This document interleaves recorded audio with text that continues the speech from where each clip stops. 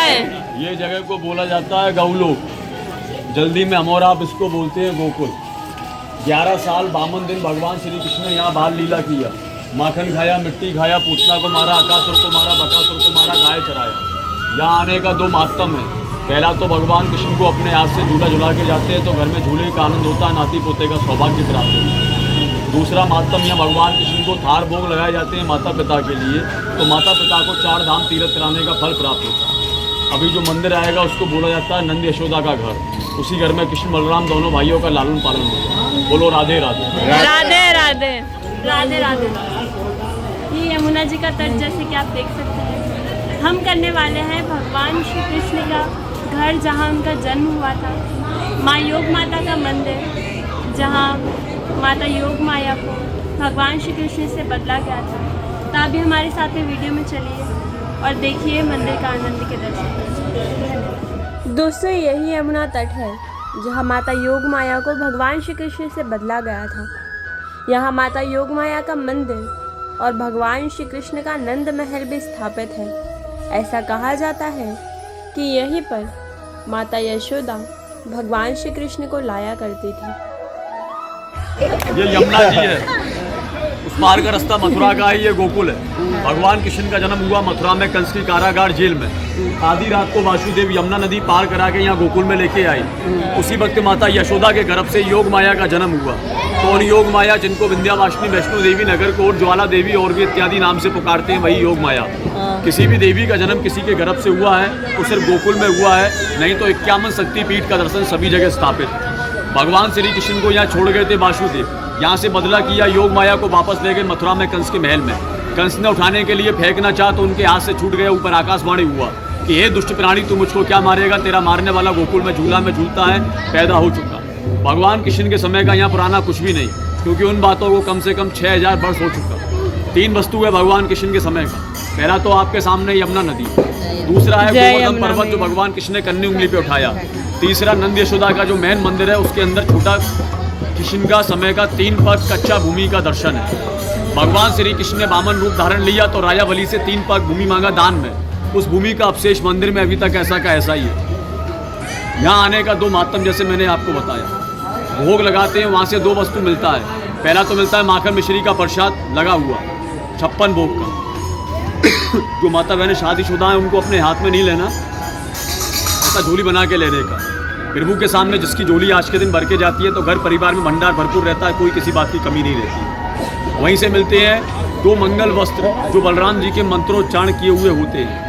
कोई भक्त अपना एक वस्त्र को रखते हैं पूजा के स्थान में जहाँ घर में भगवान को रखते हैं, तो घर में चरणों की भक्ति मिलती रहती है, सुख समृद्धि का प्रभाव होता है। दूसरे वस्त्र में 1 रुपये का सिक्का बांध के एकादशी वाले दिन अपना रुपया पैसा अलमारी वाली जगह पे रखते हैं। कोई घर में शुभ काम आता है, होली, दीपावली, कथा, भागवत, यज्ञ, किसी बच्चे का जन्मदिन, तो उस वस्त्र को पहन के पूजा करते हैं। कभी घर में दुख, हारी, बीमारी या मंगल अशुभ नहीं होता, क्योंकि यहाँ का दिया हुआ वस्त्र होता है मंगल वस्त्र, मंगलमुखी और घर में सदा सुखी। जो लोग यम द्वितीया पर्व मनाने के लिए आते हैं तो यहाँ से वस्त्र लेके जाते हैं, भोग यहीं लगाया जाता है। और स्नान का जो पर्व होता है वो मथुरा विश्राम घाट में मनाया जाता है उस वस्त्र को पहनने के बाद में। बोलो कृष्ण कन्हैया लाल की जय। ऊंचा करो, हंसी करो। हमको हंसाने का शौक नहीं, लेकिन जो तीरथ है ये हंसी खुशी का तीरथ है। सबसे पहले योग माया का जन्म स्थान आएगा।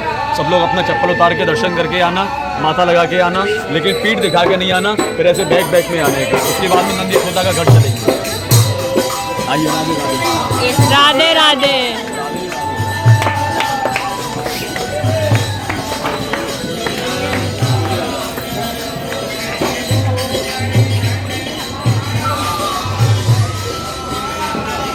यहाँ जन्म हुआ माता यशोदा के गर्भ से। नंद बाबा की उम्र 60 बरस की थी। उनके यहाँ कोई संतान पैदा नहीं हुई थी उस वक्त। नंद बाबा और यशोदा माता ने जब माता रानी यमुना मैया से वरदान मांगा तब माँ यशोदा के गर्भ से योग माया का जन्म हुआ। माता पिता सास ससुर घर में हो तब भी याद करना, और बैकुंठ धाम हो तब भी याद करना, क्योंकि ये जो तीरथ है ये माता पिता का तीरथ है। जिसके माता पिता सास ससुर का ऋण उधर होके आता है ना, तो वही आता है इस तीरथ में। ये तो कोई लखपति करोड़पति भी होगा, कितना भी जोर लगा ले, बिना बुलावे प्रभु के कोई नहीं आता है। बोलो सच्चे दरबार की जय। यशोदा का घर है, मंदिर आपके घर और गांव में भी है। सबके घर वो गांव में रहते हैं। इसी घर में कृष्ण बलराम दोनों भाइयों का लालन पालन हुआ। दोनों भाइयों का जो भी हुआ वो सब इसी घर में हुआ। पहले सब गोबर मिट्टी का बना हुआ था, बाद में धीरे धीरे इसका चयन हुआ। पूरे ब्रज 84 कोस की यात्रा में 6 गांव पड़ते हैं। कितना गांव? 6 गांव। 6 गांव। मथुरा, वृंदावन, गोवर्धन, बरसाना, नंदगांव, गोकुल। 6 गांव के मंदिरों की संख्या है 5,500। 5,500 मंदिरों में पहले क्या होता था कि जगह जगह पंडित पुजारी परेशान करते थे आने जाने वाले भक्तों को। आज उन सभी मंदिरों को मिला के ये गोकुल का मंदिर ट्रस्ट कर दिया है। यहाँ भोग लगाए जाते हैं 3 प्रकार का। जैसे प्रत्येक मनुष्य पे 3 लोगों का कर्ज होता है। पहला कर्ज होता है माँ का, जो जन्म देती है, सूखे में सुलाती है, खुद गीले में सोती है, 9 महीने अपने गर्भ में पाल के रखती है। दूसरा कर्ज होता है पिता का, जो पाल पोस के बड़ा करते हैं। तीसरा कर्ज होता है गुरु का, जो पढ़ना लिखना ज्ञान देते हैं। ऐसे यहाँ प्रथम भोग लगाया जाता है बाल भोग पूज्य पिताजी के लिए। मंगल भोग होता है आधा किलो का माता पिता के लिए, और राज भोग होता है पूरा परिवार के लिए। लेकिन यह दान भोग कब करना है कि आना जाना, रेल टिकट भाड़ा, खाना पीना, होटल सबसे बचे। जिसकी बात लाखों बार आत्मा में ईश्वर हुक्म करे वो दान करना। कष्ट पाके दुख पाके दान नहीं करना। पति पत्नी का एक धर्म है, माता पिता पुत्र का एक है। आप सबका एक हो जाएगा, गाड़ी होटल एक, खाना पीना सब चीज़ एक हो जाएगा, लेकिन धर्म में साझा नहीं करना। बोलो राधे राधे। करो हंसी करो, हाँ और हंस के आना है। अंदर अपना जूता चप्पल उतार के यहाँ हाथ धो के और ऐसा